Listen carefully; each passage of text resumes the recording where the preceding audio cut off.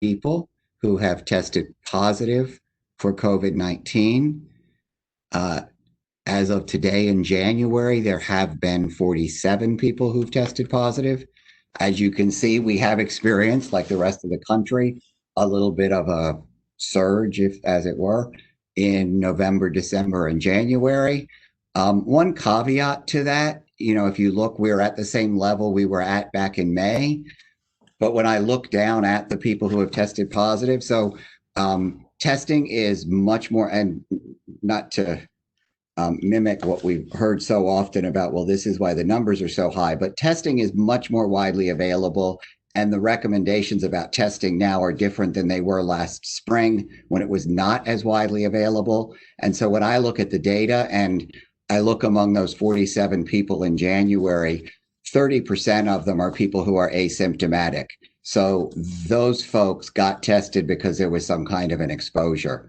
When I look back to May, that percentage was about half that. And so part of the explanation of the high number is also that our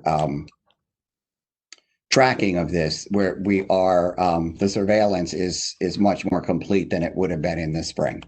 And so while I am disturbed by the high number, there is that little caveat I would like to include. And also, as I had said before, that 390 total,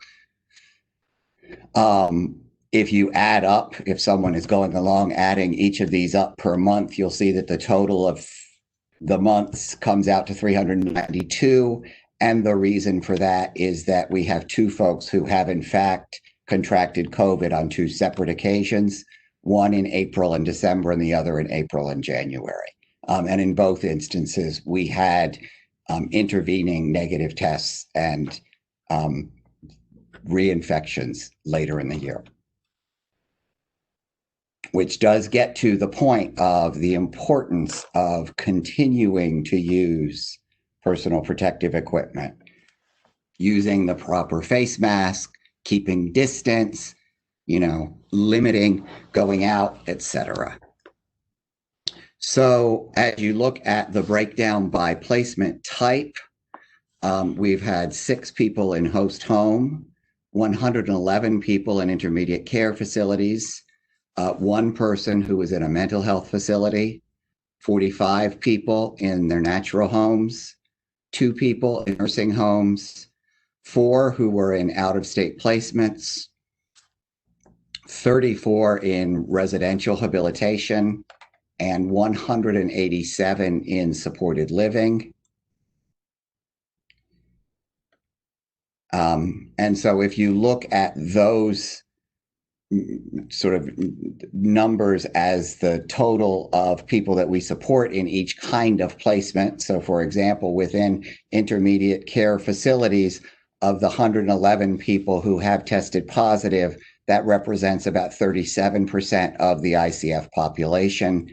Of people diagnosed with COVID who then died, there were 18% in ICFs, but only 10.8% of those have been confirmed COVID deaths. In natural homes, the 45 people who have contracted COVID represent 4.8% of the people we support in natural homes. And of those people who contracted COVID, 11% have then died, and all of those have been confirmed to be COVID deaths. In residential habilitation, 30.9% of people who have in reshabs have contracted COVID. Of those, 8.8% have died, and 5.9% have been confirmed COVID deaths.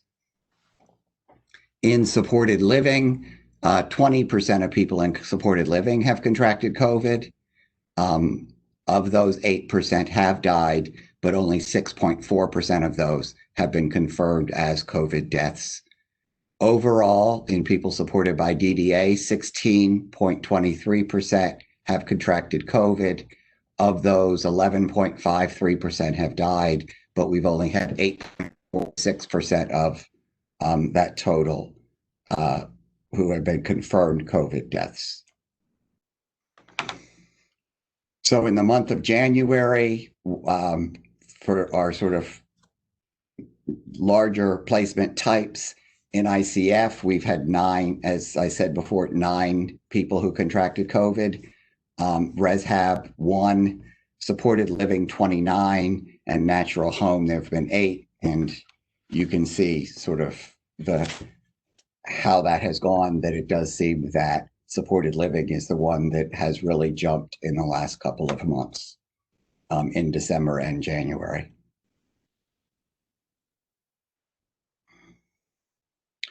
So people who required inpatient treatment because of COVID, there have been 9 in January. And fortunately, currently, there are only 5 people who are still hospitalized receiving COVID treatment. So we have had, of the people who have tested positive for COVID, we have had 45 who have died.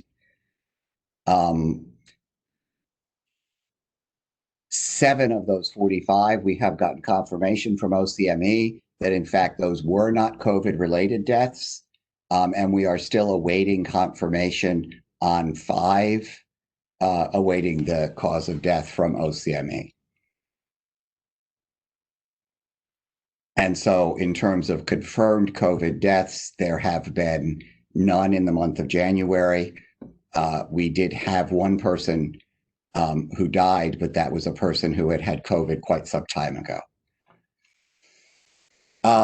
People asked if this presentation could be available online, so we will be posting this as in the same location where we post our transcripts of these meetings on our website. I believe sometime next week, these will be posted, starting with the one at the beginning of December.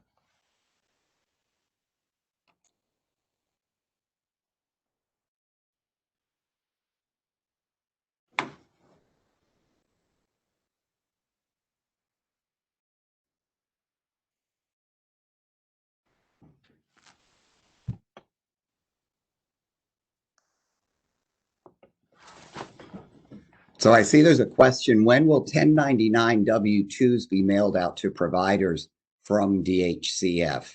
As people know, we are fortunate to have people from DC Health join us on these calls.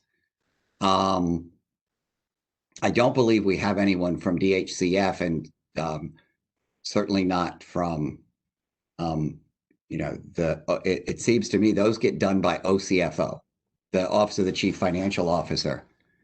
And if I am not mistaken,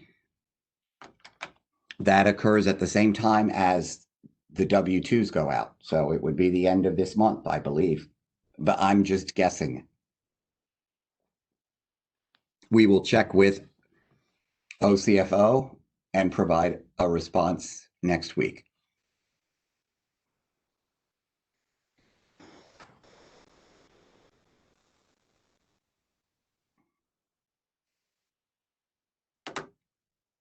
I do see the question related to the staff, and I have to pull that up.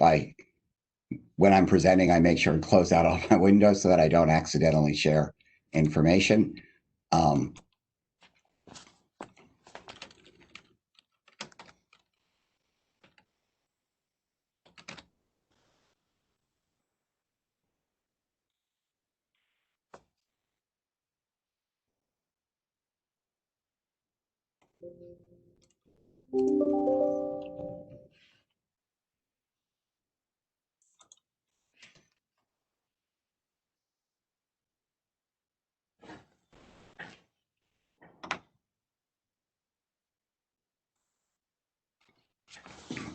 So there were 20 new staff reported as positive for COVID-19 in the last week. There are 599 staff who have tested positive. 45 staff have been reported by more than one agency as testing positive. And sadly, there have been 10 people among provider staff who have died from COVID. And just as an update for people, we may have talked about this last week. We had, DC Health had, with a lot of partnership. the vaccination clinic, as it were, this week for 2 days, which was available to people in ICF and ResHab. We had about 330 appointments available in those 2 days. I stopped by on the second day, and I will say our partners at DC Health worked along with, it was Giant that was administering the vaccines. Howard University was there, and DC Parks and Rec was also there assisting. And from my perspective, and the feedback I've seen has been generally all positive, it was a really impressive process of ensuring that people could maintain a distance and moving people through, signing them in, having them wait, having them go over, get their vaccine, go to another location, wait for 15 minutes and be observed, and then move on. It was quite a successful day. We're getting the numbers back from all the providers of the percentages of people that actually got their vaccine that day. And we will be, as I said before, we'll be tracking those numbers in terms of folks who got the vaccine. We've gotten some good data from some of our providers about, some people who are not getting the vaccine yet, the reasons for that, and the kinds of support they may need in order to get that. Some people needed to consult with a physician first. If someone was ill, they would not get a vaccine. So providers are really working to do what they can to make sure the folks they support get it as soon as possible. And I know this is a very challenging time because the numbers of vaccine available are certainly less than any of us would like. And so I believe, that we have, well, I don't believe it's true. We've been working closely with DC Health and will continue to work closely with them to do what we can to make vaccine available. And as I say, and Karen Stringfield is here with us today, so that if people have questions about the vaccine, Karen is from DC Health. She and Kirk worked together to coordinate this event this week that I just thought went really well. And so I'm hopeful that we'll be able to coordinate other similar events as vaccine is available, so that we can really have an efficient process for making sure that all the people we support get the vaccine. As a reminder, because I know that much of our staff, that all provider staff have been eligible to get the vaccine, and they're having some of the same challenges as everyone else in getting it. If for those people who weren't able to register immediately when the word went out. But as people get the vaccine, as DC Health told us 2 or 3 weeks ago, it's an extra layer of support. It's an extra layer of protection. It is not a reason to cease any of the other protection that we should be using regularly. Face masks in ICFs and other placements, using a face shield, maintaining safe distance, washing our hands regularly. So continuing to do these things. I've been saying since last summer, and it hasn't even sunk in for me, quite frankly, but this is a marathon. And, we got word that the public health emergency is being extended yet again, and that CMS expects to see it extended well into the calendar year. And what that means is that we need to continue with taking all these precautions. But what it also means is that we need to continue to have the discussions for people who are limiting going out about how we help people ensure that they are engaged in meaningful activities during the day. And we've gotten some input from people. We've been working with DHCF, and soon we hope to be able to make some changes to our Appendix K that will help to further support providers to be able to really help people be engaged during the day.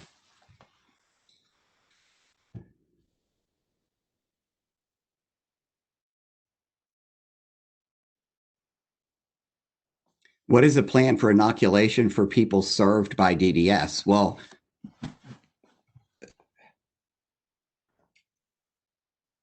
we walked through last week the order of priority. And so if you go to vaccinate.dc.gov, you can see the vaccine rollout.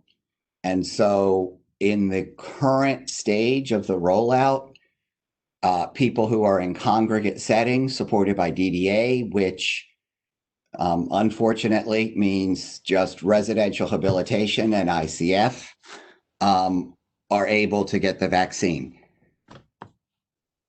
Coming up in one of the next rounds, so they have category 1A and then 1B and 1C, but each of those also has tiers.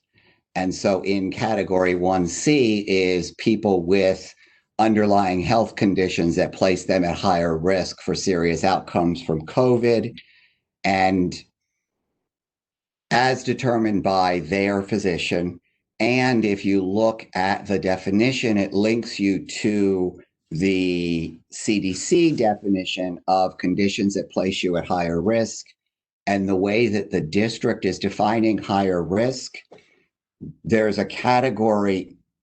When you go to that website, there's the first category that says these conditions do place you at higher risk. And then there's a separate category that says these conditions may place you at higher risk.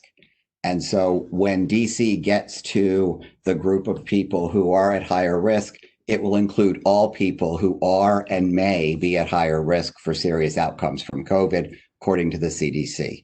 And so, as I said, we continue working with DC Health and to identify as early as possible that we can get the people that we support the vaccine.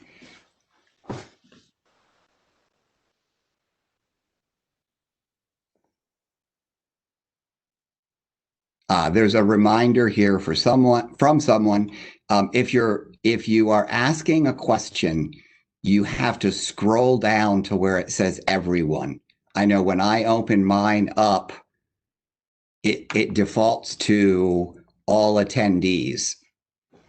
Those of us who answer the questions are presenters, not attendees, so we don't see your question. If you scroll down, you'll see everyone. So please post any questions in everyone, because otherwise the 237 attendees will see your question, and the presenters who could answer your question will not.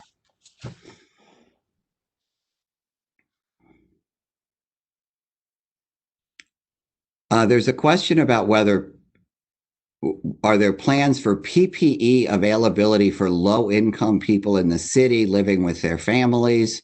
Are there resources for low-income families to have access to these items? I'm going to ask if anyone from DC Health has a response to that, because I'm not aware of that. Hi, Director Reese. This is Daryl Hawkins from DC Health. I'm not aware of any specific resources in terms of PPE for low-income individuals. However, what I can do is I can, although that doesn't mean that there isn't some kind of service. I know that there's certain things that we can provide individuals who are on isolation at home or are under quarantine.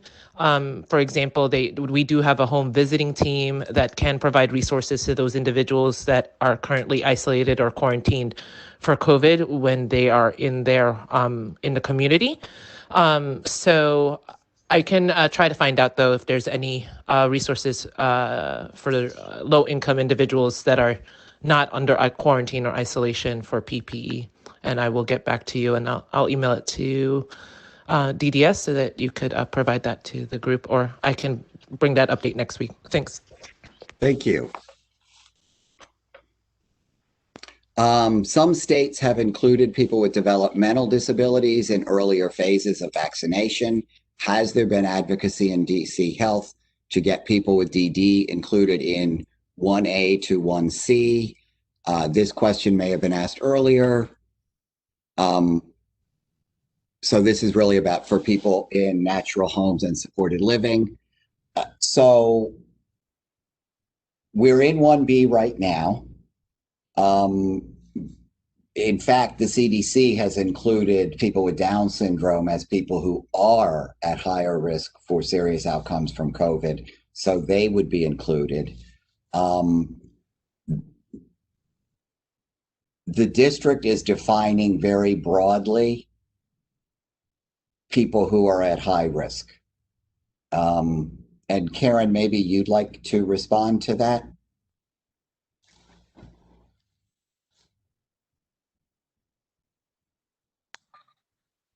Hi, everybody. It's Karen.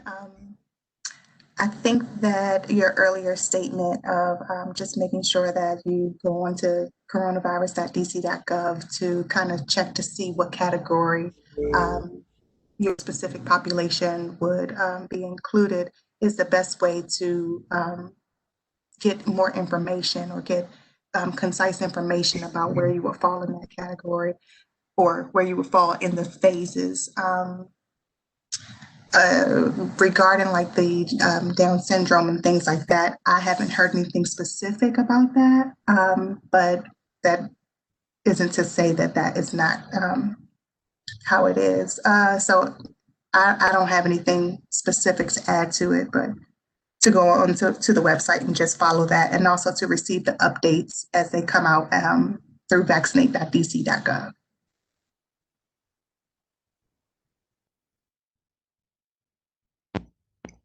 When will people who have DDS as their rep payee start receiving their stimulus checks? Those started coming in, and so they have been starting to be deposited. So people should start to see those now. I have an email which told me how many hundred were deposited last week, but I know that those have been coming in. So people should start seeing those soon. So this question is for DC Health. We've seen a number of different opinion pieces published in the last week suggesting double masking or the use of N95 mask in the wider community due to the new variants in the virus. A few of our employees have asked if we need to change PPE practices in our homes. Do you have any reason to anticipate changes in PPE recommendations?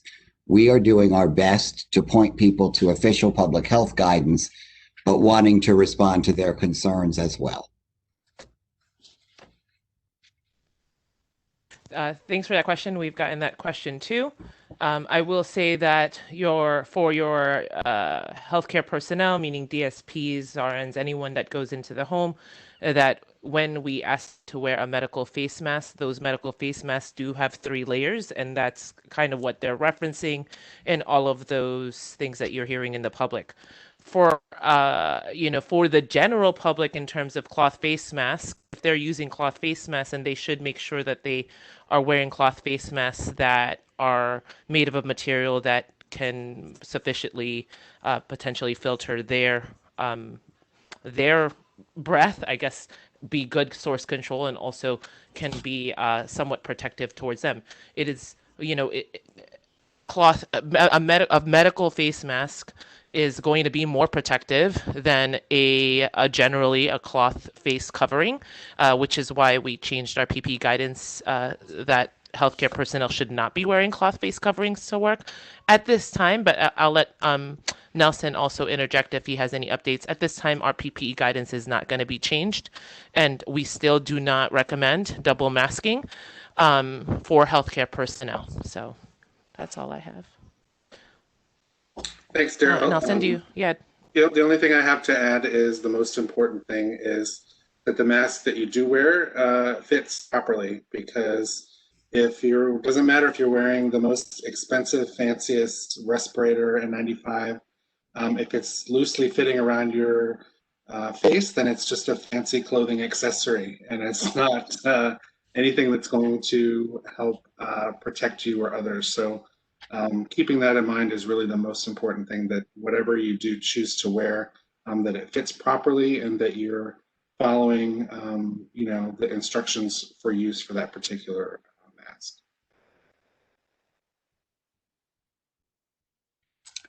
I believe there was a discussion about updating the Appendix K with more clear and possible new amendments.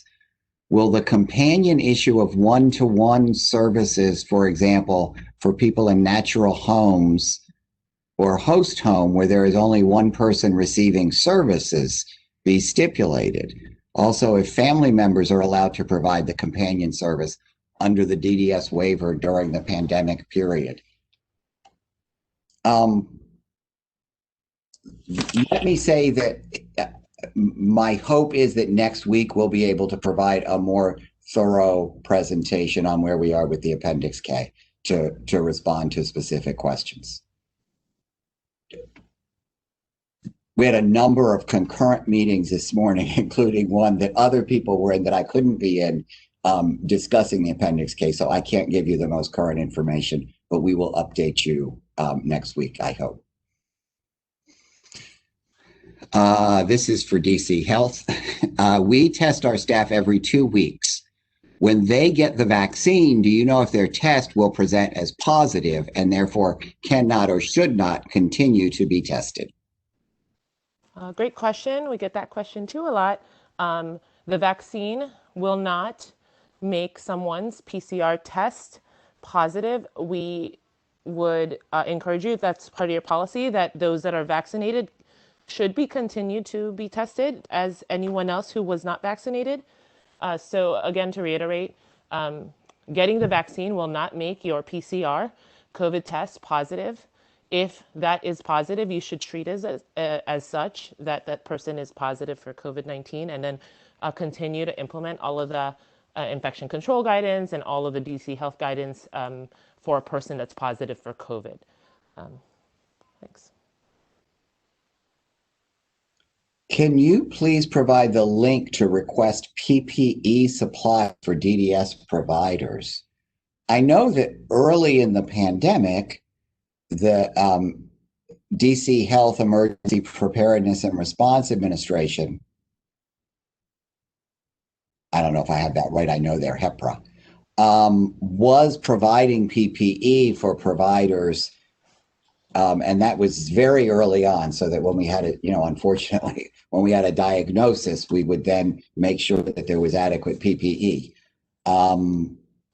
I believe the expectation at this time is that providers are able to get this. It may be, Kirk, that, QRSs should be talking to folks about whether they have access to an adequate supply of PPE.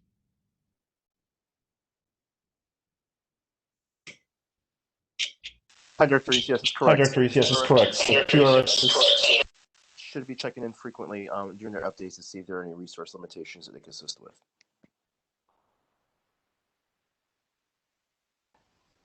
I will add, though, that if any of your providers are currently experiencing emergency,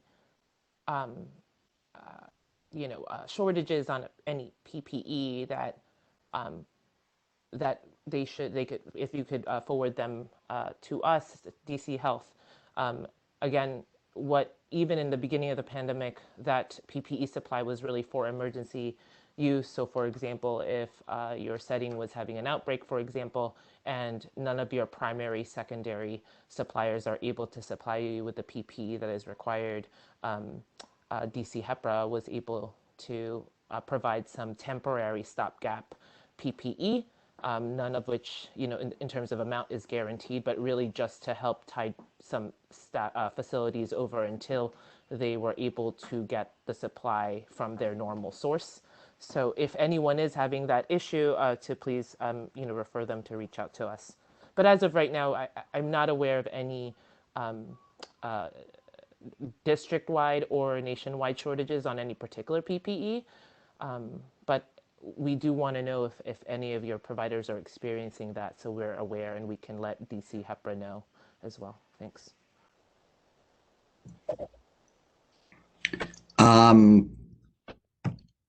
I'm interested in advocating for the inclusion earlier. This person's sister has Downs. 1C is getting delayed. You know, unfortunately, DC Health has had to balance, you know, hundreds of thousands of people, and in terms of, you know, the priority of when people are able to have access to the vaccine. And so at this time, people with Down syndrome would be in 1C with all other people who are under the age of 65. Now, if your sister were 65 or older, she's eligible to get the vaccine now. But all people under the age of 65 who have a condition that places them at higher risk for serious outcomes from COVID are included at this time in Group 1C. And, you know, I will say that the inclusion based on age was based on the very serious outcomes for people based on age. So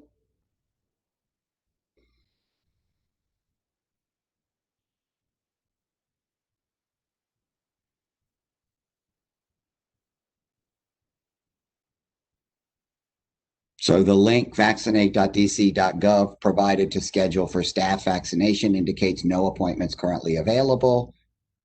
That's true. Is there any information on when appointments will open again for scheduling? Karen, do you know that? So here's the fact of the matter is that appointments get put into the system weekly because DC basically gets a weekly shipment. So based on our shipment, we are able to say that facilities will get a certain allocation. So it is a weekly thing that appointments are open. Unfortunately, they go very quickly because, you know, supply is not as great as demand is right now. So I think originally the hope was that shipments would incrementally increase as time goes on. That increase has happened, but it's been very modest. So I think that everybody may have heard the new administration, President Biden, has basically promised to order several more hundreds of thousands of doses that would be sufficient for vaccinating most Americans by the end of the summertime. And also within the next couple of weeks, I think Johnson & Johnson should be coming on board under emergency use. That is a one shot, so it may not necessarily fix the issue of supply and demand, but it'll definitely give us a little bit of a relief on this. So I would kind of double down in making sure that people know that on vaccinate.dc.gov, it is very important that you sign up for either text or email alerts so that as soon as appointments become available, that you are made aware and you can go onto the site as early as possible. Now, if you get that text message at 9 o'clock, appointments may be gone by 9:10. So if you're planning on going on at 12 o'clock, you're going to be too late. The other thing is that I know that everybody is not technologically savvy, but the call center is open. It may take a little bit longer, but you may also be able to get some appointments secured by there. They use the same platform. So all that to say, there are weekly appointments that are opening. Please keep trying. And I know that it can be frustrating, but like you said, Director Reese, we are really trying to prioritize, really trying to make sure that people are getting their second doses, and anybody that is in these prioritization groups are able to get there. And just to add on a positive note, DC has been in the top 5. We actually reached number 1 for the best jurisdiction for vaccine administration, but we slipped to like number 4 or 5 in the last week. But from our standpoint, we're doing an excellent job, even though it may seem like it's taken a long time. But I think that's just our anxiety and our frustration more than anything.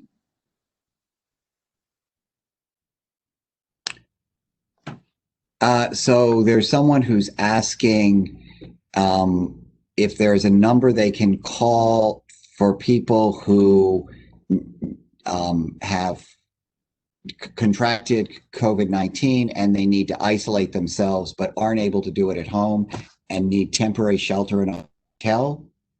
Does DC Health, I know early on we had coordination with DHS on that. Does DC Health assist with that when people test positive? Hi, Director Reese. As far as I'm aware that that collaboration with DHS in terms of those specific sites are still available. So that would still be the same, you know, process to be able to get individuals into those specific sites. I will remind everyone, and this might not be the situation for the person who asked this question, but just as a reminder, in those specific sites where people are able to isolate, so these, some of them are hotels, etc., there is no monitoring of that individual. So if that person requires medical monitoring or help with compliance with their medications or any other medical needs in that sense, or even behavioral needs, there is no supervision there. It's not meant for individuals that need those kinds of services.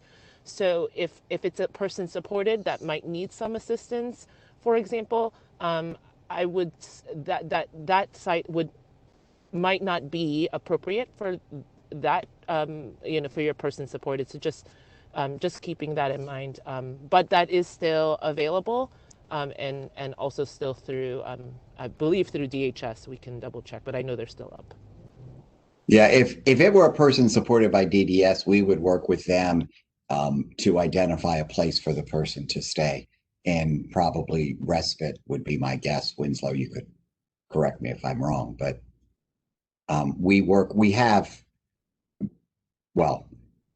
providers have reported to us when they have worked out making sure that people are able to appropriately isolate when they're providing supports to someone who tests positive.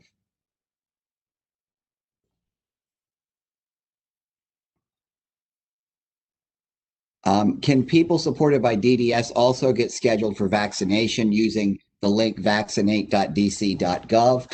Yes, for people who are 65 and older, they can.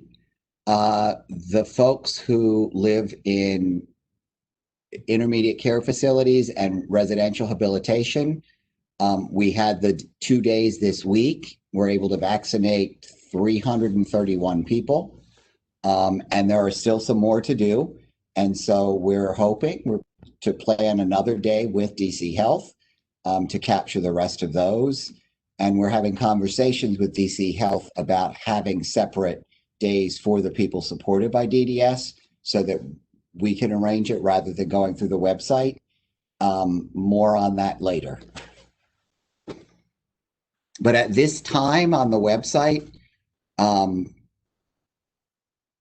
certainly people who are in congregate settings, they could go through the website if they wanted to, but we will be making an effort to have a day available for them.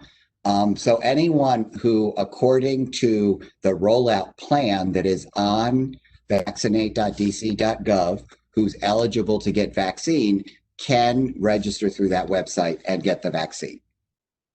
And so, you know, we have a little over 200 people who are not in ICFs or residential habilitation who are 65 or older, and that is the mechanism for those people at this time to register to get the vaccine.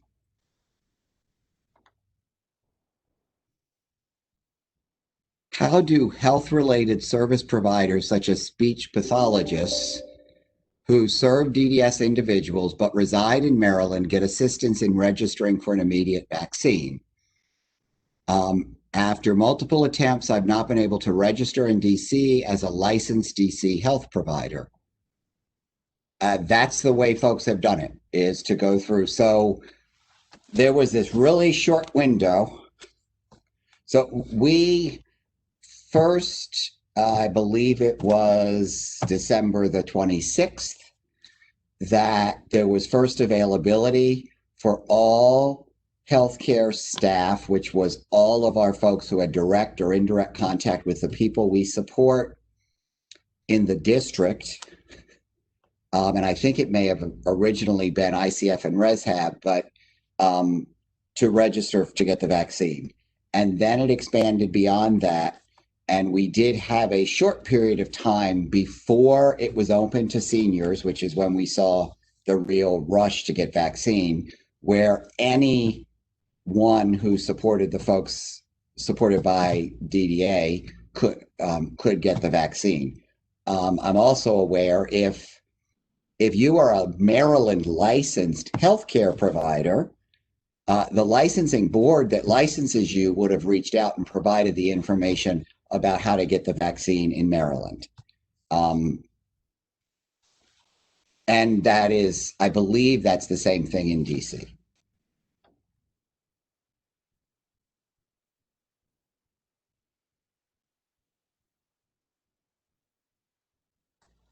Oh, and someone has provided a link to covidvax.maryland.gov, which is the system in Maryland, I believe, I'm not sure, to register to get the vaccine.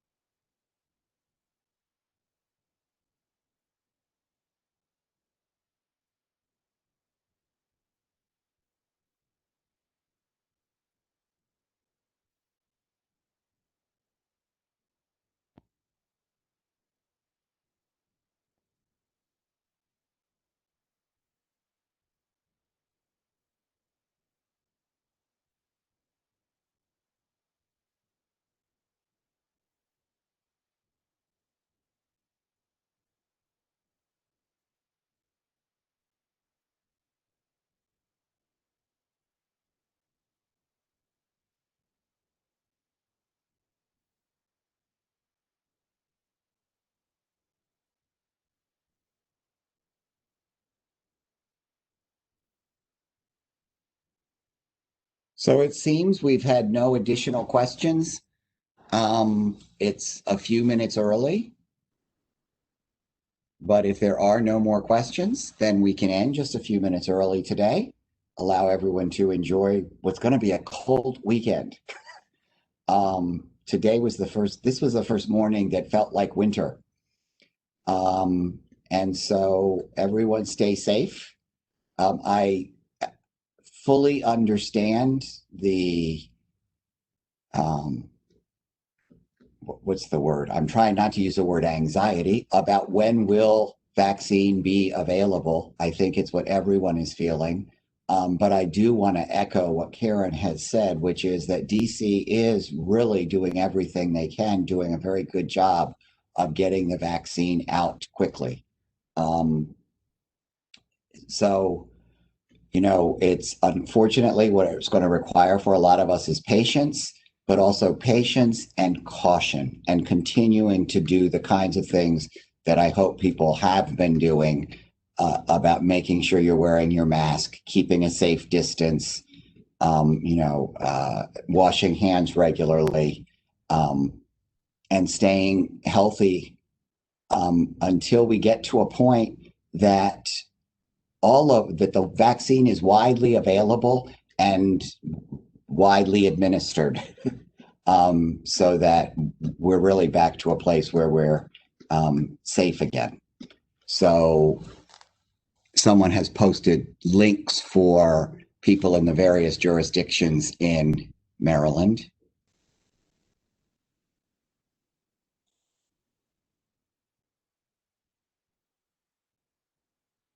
Some staff are scheduled to get the vaccine on Sunday. If there's a snowstorm that impacts travel, will Sunday appointments be rescheduled? I don't know who those appointments are scheduled with, so it would be based on that provider.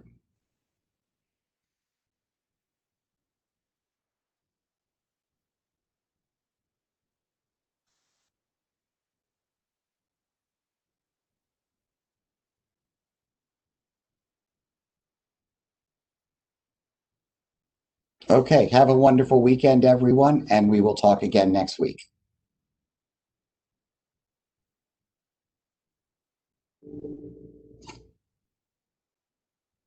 Hey, Andy.